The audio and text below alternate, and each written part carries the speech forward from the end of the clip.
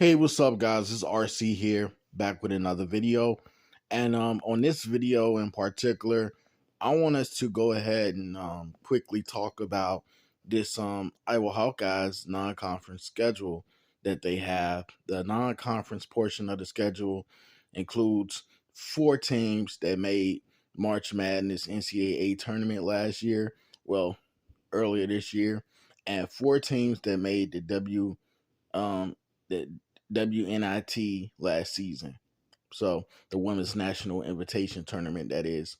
So let's go ahead and talk about some of the most important, intriguing matchups and just essentially all the matchups that the Hawkeyes have to face. So we will see how I'm going to tell you guys how I think we're going to fare.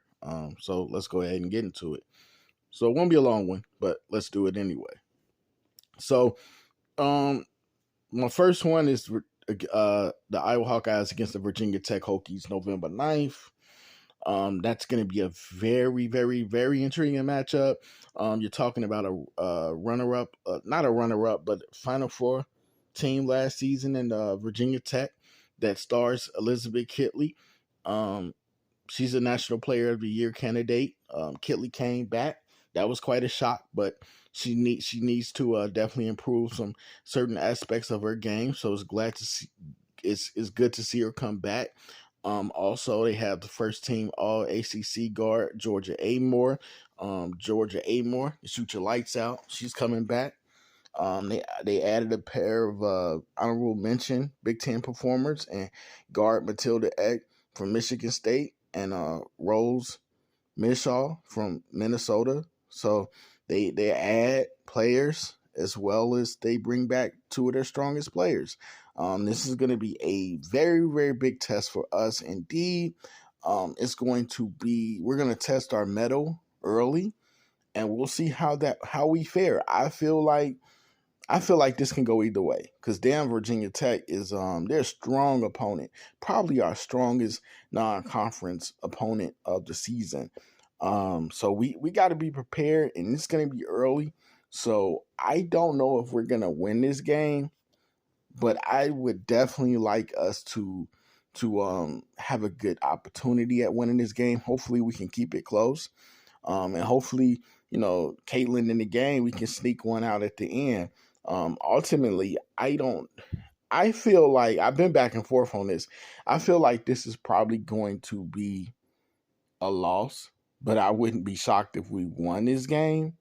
It really just depends on if we can contain Elizabeth Kitley and if we can like at least try to bother Georgia Amore's shot. Like, don't just let her shoot it and shoot it, and because she gets buckets seriously. So, I feel like it's going to be a loss, but I hope and would pray that I'm wrong. I do not want us to lose this early in the season. Hopefully, we can get a victory. But hey, I'm not too sure. I got it. I have it written as a loss, unfortunately. So now we move to another matchup, November 16th against the Kansas State Wildcats.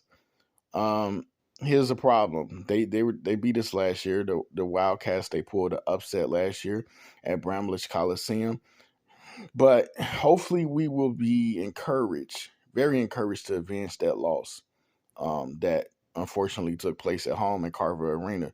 Now it's not going to be easy to defeat KSU. This is a team, they qualified for the NIT last season. They do return 4 out of 5 starters, and one of those is Big 12 point guard Gabby Gregory. They also get back Akoya Lee. She missed last season with an ACL tear. So this KSU team could be better than anticipated. So we definitely have to bring our A game. Like I say, it's going to be rough.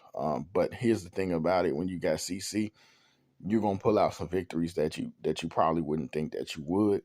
So I think it's gonna be a tough game, but I got us avenging our loss. I have us winning that game. Number 3, another one I wanted to talk about. Um, this is a Gulf Coast showcase. We're gonna see how this one shakes out.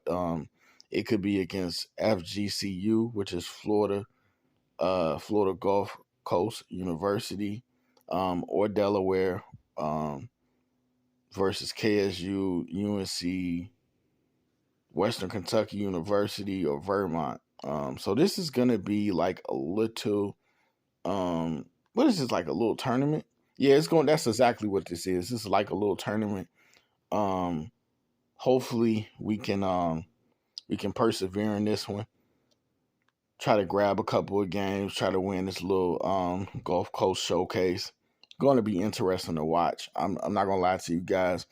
I'm not 110% sure what this all embodies, but hell, I like our chances in that little tournament. Number 4, Drake Bulldogs, November 19th. Um, Last season, we had to kind of eke out a win in overtime. It was not easy. We had to fight. It took place at the Knapp Center. Also, the Drake Bulldogs, they went on to make the NCAA tournament. So you can't just sneeze at these guys and think it's going to be over with. We're going to have to fight hard. We do have this game at home at Carver Arena. You guys know that we have to play every game, take every single game seriously. Cannot take Drake lightly. They returned 3 starters, all MVC guard Katie Denabir and Ford Graceberg. So, I'm not that familiar with Drake, especially if I can't even pronounce one of their guards players that's all team. But hey, I will say this. Like I said, it was a dog fight last season. I did not see that game that we played against them, but I will say that hell, we better be prepared because this is a team that knows how to win. So we go on to number 5. We got Iowa State Cyclones, December 6th. So something like a rivalry game. When I say something, I'm being sarcastic. Something like a rivalry game. This will be a trip to Hilton Coliseum. It would be one of the toughest games on our schedule normally. You guys know it will be a fight when we're playing Iowa State. But this is an Iowa State Cyclones team. They have to replace Ashley Jones, Stephanie Soares, and Lexi Donarski. But they will bring in Sacramento State transfer center Esnel Natalabo. So Iowa, of course, we should be favored, right? And I think we're going to win this game based off of the inexperience that this Iowa State team is going to bring. It's kind of crazy because some of these names, man, it's just so hard to say. But hey, at the end of the day, I'm gonna learn a lot because you don't know every opponent that we play. You don't know every team. You're gonna learn a lot. I got this written up as a victory for us. Real talk, the inexperiences of the Iowa State Cyclones. This is definitely a game that we're gonna be looking to win, especially if we have dropped a few before this. We're gonna be trying to get right as soon as possible. Hopefully we can win out the gate. But who knows? Like I say, doubling back, Virginia Tech gonna be a hard opponent. So let's go ahead and move along. Number 6, let's speed up just a bit. At the Northern Iowa Panthers, November 12th. Yeah, this is gonna be interesting. Yeah, I know it's just Northern Iowa, but hell, it's gonna be interesting. They made the NIT last year. They do return. What they got like. Yeah, they return 2 All-Americans on they All MVC forward, Grace Boffeley, also Maya McDermott. So all MVC guards. Guard and forwards. You never know because this is a rivalry game as well. I don't know, man. I think they're gonna play us hard. Last time, well, it was 2021. That Northern Iowa bench was yelling at Caitlin Clark. It's crazy. We did win. We defeat them pretty much when we play them, but I think it's gonna be a tough game. I don't see it being easy, but I got us winning this game at least by 10 points. But yeah, the fact that it's a rivalry could kind of spell for some, little bit of ruckus potentially. So number 7, Cleveland State Vikings, December 16th. This game features This game features Big Ten Player of the Year, Caitlin Clark, of course, and Horizon League Player of the Year, Destiny Leo. Big matchup there. So the Vikings surprised last season. They had a 30-5 record in the NCAA tournament appearance last season.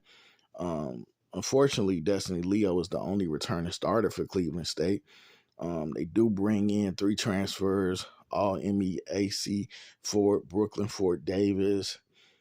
So this could be a game that would be interesting a little bit, right?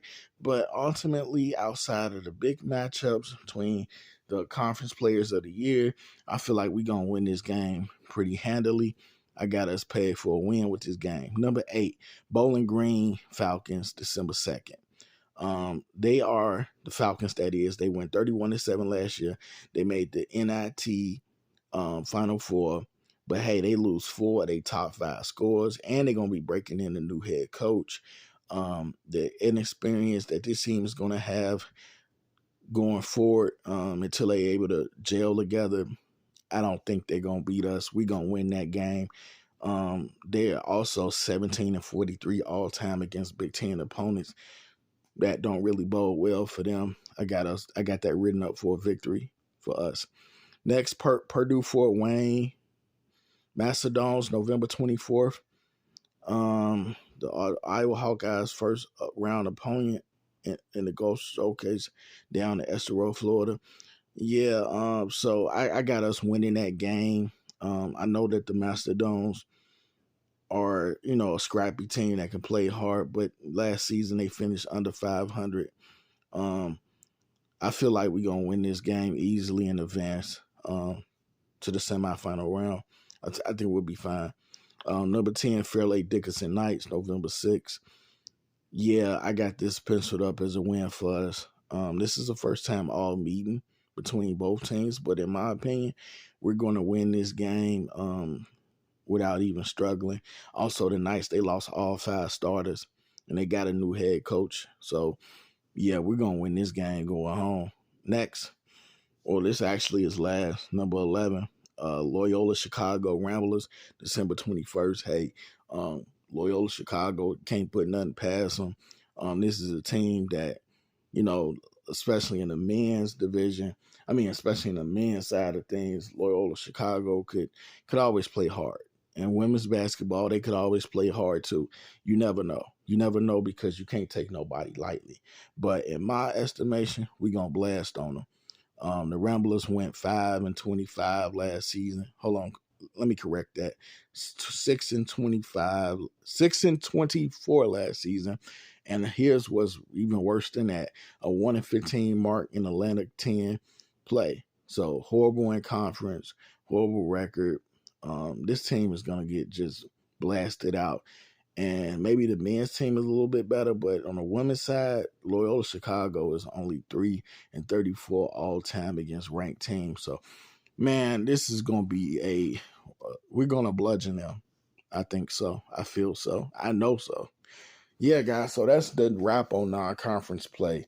I feel like we probably lose at most. We probably lose 2 games. We probably might lose if anybody, like I said, we're going to lose to Virginia Tech. And it's going to be tough against KSU.